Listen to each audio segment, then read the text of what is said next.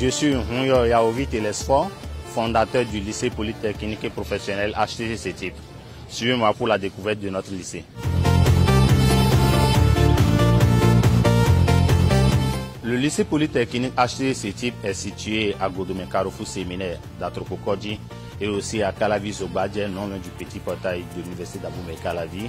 Nous formons dans la plupart des filières des lycées d'État, à savoir l'électricité, l'électrotechnique, génie civil, bâtiment, travaux publics, installation et maintenance informatique, hôtellerie-restauration, la comptabilité mécatique et bien entendu les filières que le gouvernement s'apprête à lancer.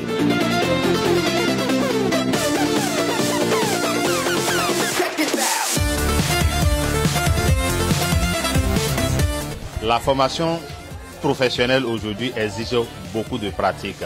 Alors, la pratique en électrotechnique se passe dans les ateliers que vous voici. Nous avons ici les classes de première qui sont en train de faire leur TP en électrotechnique. Le montage qui sont dans le bâtiment ici correspond à l'installation d'une scierie. Là, le fonctionnement qui est désiré est à la mise sous tension et le lampe H0 va s'allumer. La station sera lancée. Donc on va commencer par compter le temps.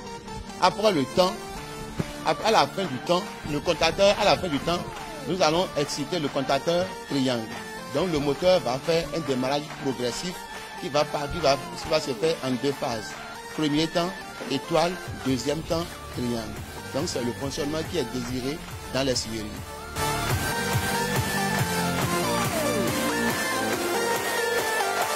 Après le bac, j'ai décidé de suivre une formation professionnelle. Puisque en temps normal, quand on va à l'université, on fait la licence et autres, à la fin, c'est difficile de chercher un travail, de chercher un boulot. Donc, j'ai décidé de suivre une formation professionnelle. Je profite de votre micro pour exhorter les parents comme moi, les parents d'élèves comme moi, à envoyer leurs enfants faire la formation professionnelle. Vous allez constater que même le régime en place a opté pour transformer les collèges d'enseignement général en lycée qui forment en enseignement professionnel. Parce qu'aujourd'hui, c'est ce qui compte.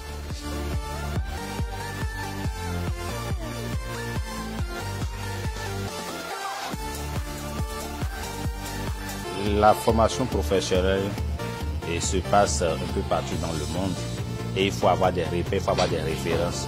Nous, on a pris des écoles de référence au Canada, en France, mais au Bénin ici.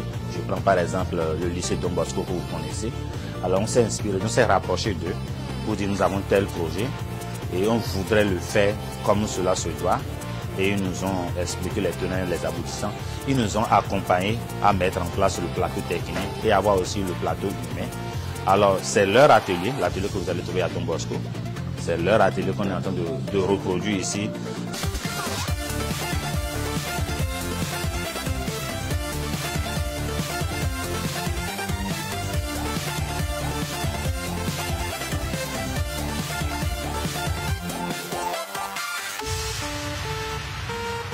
Ici, nous sommes au laboratoire de production culinaire avec les classes de seconde hôtellerie-restauration. Ils sont en train de réaliser leur menu du jour qui est intitulé salade d'avocat, poulet rôti plus pommes de terre sablées. Alors, la seconde hôtellerie-restauration à HTC CETIP a une particularité. Il s'agit de la formation technique et professionnelle. C'est-à-dire quoi? Non seulement nous respectons le programme officiel de l'État pour la classe de seconde, première, terminale, mais aussi, déjà en classe de seconde, nous essayons de faire d'autres pratiques parallèles par rapport au programme de formation professionnelle dans certaines écoles de référence et aussi dans des centres de formation professionnelle qui forment bien les apprentis. Donc ils ont jusqu'à 4 séances de travaux pratiques par semaine, 3 séances en production culinaire et une séance de pratique en pâtisserie. Non seulement nous les formons en hôtellerie-restauration, mais on a jugé bon aussi de leur apprendre des métiers aujourd'hui en vogue, à savoir la décoration événementielle, le make-up et surtout l'hébergement. Le programme est bien élaboré par le ministère. À ce programme maintenant, il y a quand même les mets qu'on retrouve à la carte des grands restaurants qui constituent la formation professionnelle qu'on a mis dedans. Je crois que quel que soit le milieu professionnel qu'ils vont se retrouver, ils vont trouver à faire, ils vont montrer qu'ils ont suivi une formation professionnelle.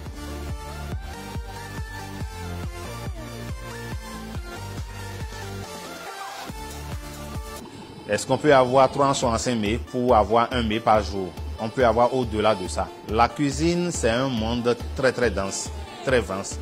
Un peu de tout. Vous prenez les mêmes ingrédients, mais vous allez concocter plusieurs plats à la fois. Donc les menus sont vastes. D'un menu donné, d'un mets donné, on peut faire plusieurs déclinaisons de menus. Donc ils sont formés à ce niveau quand même.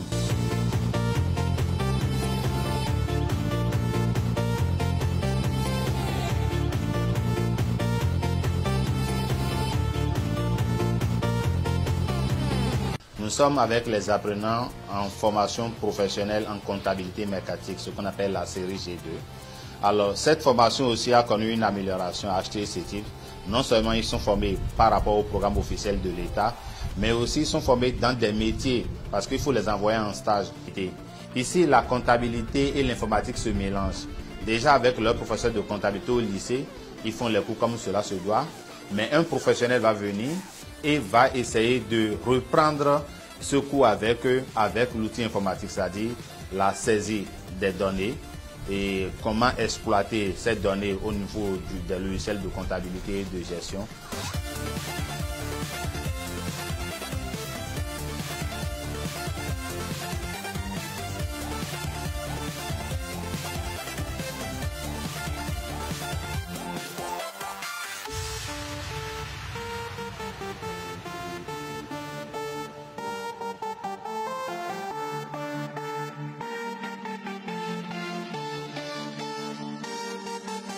Quand je vois les dames sur les immenses chantiers, les routes, ça me plaît quoi. Donc alors j'ai décidé de venir aussi faire ça. Je veux montrer aux femmes qu'elles peuvent aussi faire ce travail.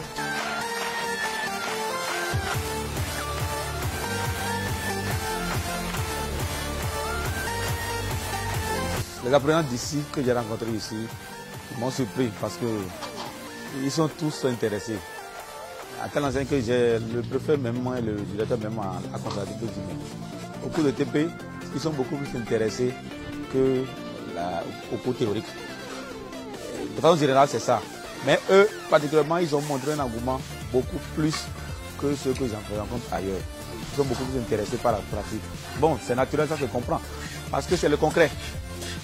Et ils savent en même temps ce qu'ils ont fait et qu'est-ce qu'ils pourront en faire demain. Ils vivent en même temps le métier. Ajouter aux explications qu'on leur donne quant à l'utilité de ce qu'ils font et par rapport à ce qui leur attend demain. Demain, ils seront des responsables de chantier. Ils seront des techniciens, des ingénieurs. Donc, ils sont en formation maintenant pour pouvoir bien suivre les travaux au chantier, pour pouvoir bien diriger les grandes constructions de route.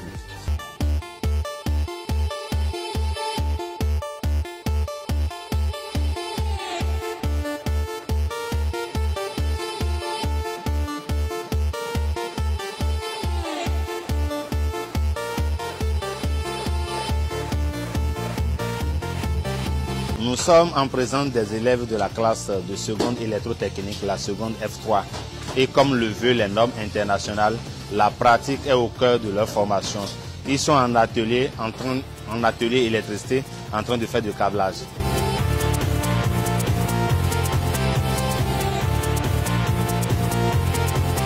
Nous sommes avec Ferdinand, qui a déjà le bac et qui a décidé, avec son bac, de revenir en classe de seconde apprendre le métier d'électrotechnique. J'ai vu que pendant tout le temps que j'ai eu à passer dans l'enseignement général, je n'ai plus rien obtenu. C'est pour cela que j'ai fait le choix de revenir ici afin d'avoir un niveau professionnel dans l'enseignement et également le métier d'électricité.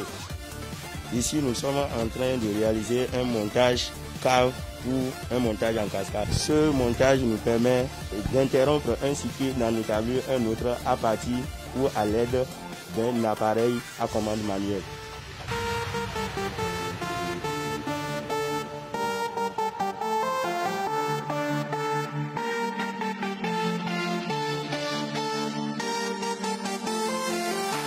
on ne va pas aller à la formation professionnelle et encore se retrouver au chômage. Il faut vraiment que la formation professionnelle règle le problème de l'emploi. Et quand on parle d'emploi aujourd'hui, qu'est-ce que tu sais faire? Tu as le diplôme. Le diplôme est important à notre niveau aussi parce qu'il faut des formations avec des diplômes d'État. Mais est-ce que les enfants sortent de l'école et ils sont opérationnels sur le marché de l'emploi?